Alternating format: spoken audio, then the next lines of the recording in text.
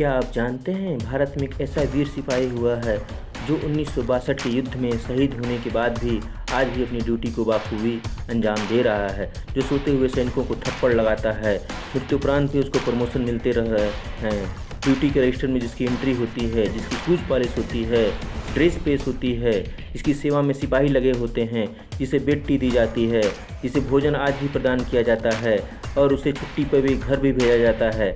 ऐसे ही एक वीर शहीद सेनानी की गाथा है।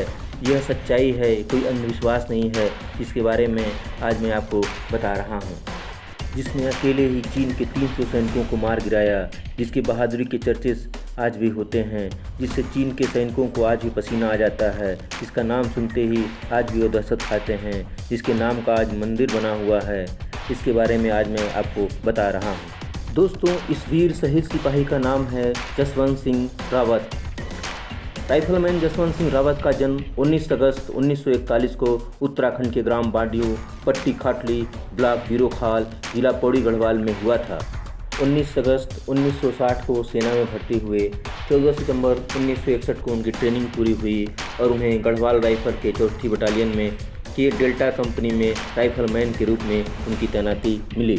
1962 का समय था जबकि चीन ने भारत पर आक्रमण किया था। अरुणाचल प्रदेश स्थित भारत चीन सीमा युद्ध का मैदान बना हुआ था, जो 14,000 फीट की ऊंचाई पर था। उस समय युद्ध अंतिम चरण में था। अरुणाचल प्रदेश में चीनी सेना भारी तबाही मचा रखी थी। महात्मा बुद्ध की मूर्ति के हाथों को काट कर ले गए थे। वहाँ की औरतों की इज्जतों को भी उन्होंने लूटा था। उन्हें रोकने के लिए भारतीय सीमा पे गढ़वाल राइफल की 4थी बटालियन की डेल्टा कंपनी को भेजा गया, किंतु उनके पास चीनी सेना का भरपूर जवाब देने के लिए पर्याप्त हथियार और गोला बारूद उपलब्ध नहीं था, जिस कारण भारतीय सेना ने अरुणाचल प्रदेश से सेना के जवानों को वापस बुलाने का फैसला किया। सरकार के आदेश के बाद भी पूरी गढ़वाल बटालियन वापस लौट आई, किंतु गढ़वाल राइफल के 3 जवान राइफलमैन जसवंत सिंह, लांस नायक त्रिलोक सिंह नेगी, राइफलमैन गोपाल सिंह गुसाई वापस नहीं लौटे और उन्होंने चीनी सेना को जवाब देने का फैसला किया और चीनी सेना को आगे बढ़ने से रोकने के लिए कृत संकल्प लिया। राइफलमैन जसवंत सिंह के साथ ही लांस नायक त्रिलोक सिंह नेगी और गोपाल सिंह गोसाई ने एक बंकर से कहर बरसा रही मीडियम मशीन गन को शांत करने का फैसला लिया।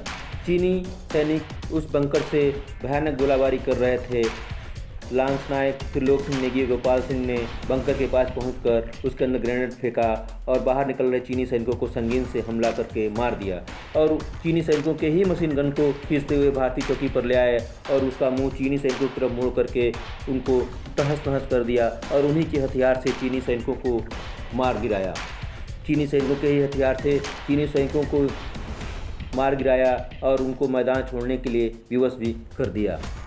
किंतु इस हमले में लांस नायक त्रिलोक सिंह नेगी और गोपाल सिंह गोसाई शहीद हो गए और अकेले जसवंत सिंह ने अब मोर्चा संभाल रखा था। उन्होंने अकेले ही 72 घंटों तक चीनी सैनिकों को चकमा देते हुए उनसे मोर्चा लेते रहे। उनके इस काम में 2 वहाँ के गांव की लड़कियों ने, सेला और नूरा ने उनकी बहुत ही सहायता की और चीनी सैनिक यह समझ नहीं पा रहे थे कि वहाँ पे कितने सैनिक हैं।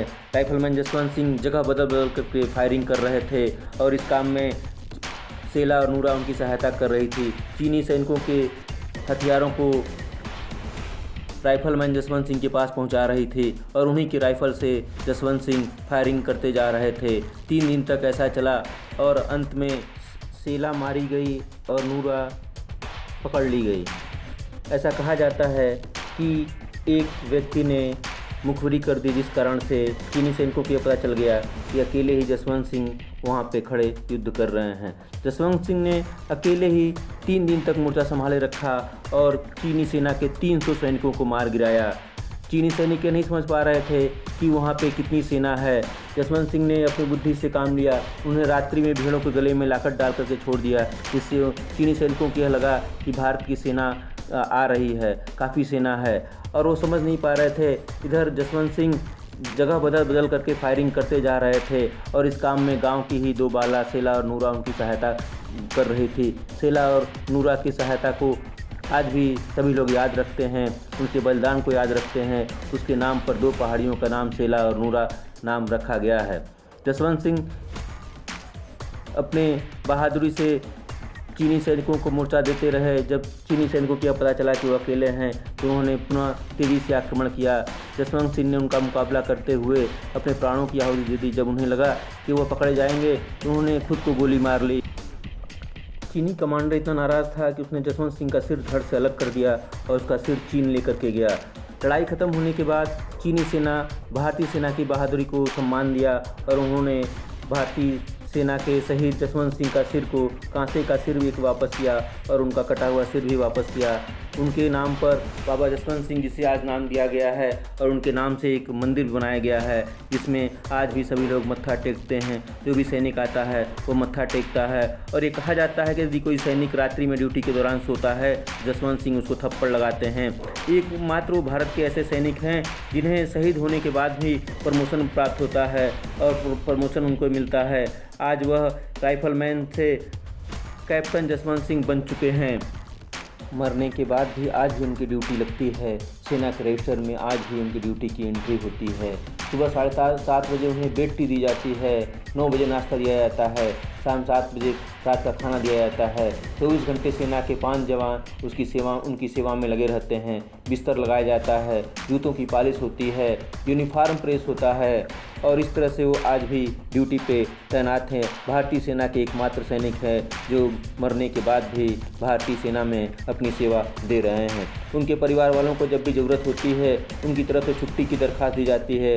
जब उनकी छुट्टी मंजूर हो जाती है तो सेना के जवान उनके चित्र को पूरे सैनिक सम्मान के साथ उनके उत्तराखंड के पुश्तैनी गांव ले जाते हैं और जब उनकी छुट्टी समाप्त हो जाती है तो उनके चित्र को ससम्मान वापस उनके असली स्थान पर ले जाया जाता है। यह कोई अंधविश्वास नहीं है, यह सच्ची घटना है और इसके माध्यम से मैं कोई अंधविश्वास नहीं फैला रहा हूँ, बल्कि एक वीर सैनिक की गाथा का बखान कर रहा हूँ जिसे हम गर्व होना चाहिए, जिसकी आज भी चीनी सेना जिसका सम्मान करती है और जिसके नाम सुनते ही उनके पसीने आ जाते हैं। ऐसे हैं राइफलमैन जसवंत सिंह जिन्हें मरणोपरांत महावीर चक्र से सम्मानित किया गया। ऐसे वीर शहीदों को हम सशक्त नमन करते हैं। सच्ची और आश्चर्यजनक घटनाओं को जानने के लिए हमारे चैनल को सब्सक्राइब कीजिए। जनरल नॉलेज के साथ साथ अन्य बहुत सारी जानकारियों को प्राप्त करें। शेयर और सब्सक्राइब करें।